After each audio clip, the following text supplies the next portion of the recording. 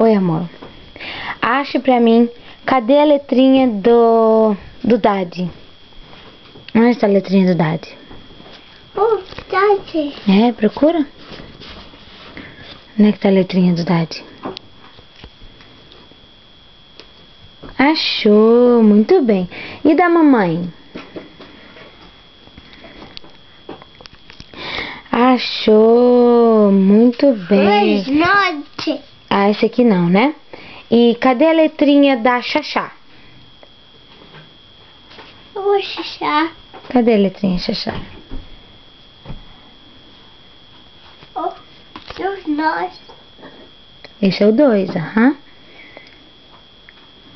E a letrinha da Xaxá? Muito bem. E a letrinha do Jack? Oh, there's not. Cadê a letrinha do Jack?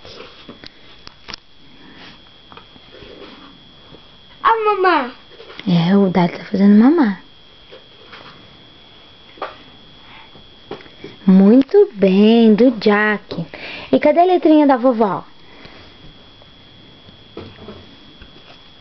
Muito bem. E do vovô e da Sarinha? Cadê a letrinha do vovô e da Sarinha? Do vovô Cira, muito bem.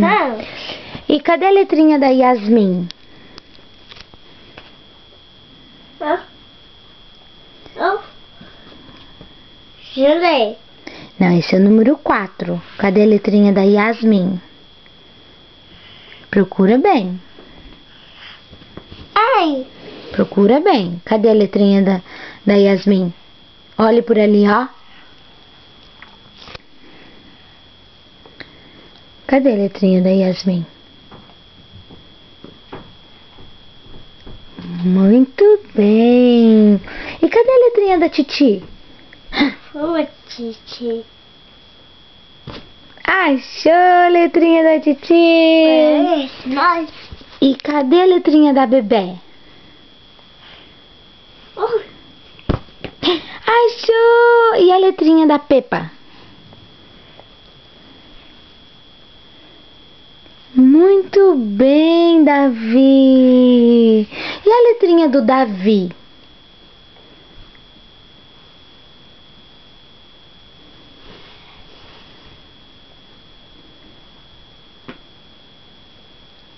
Que lindo! Tenha. Muito bem, Davi.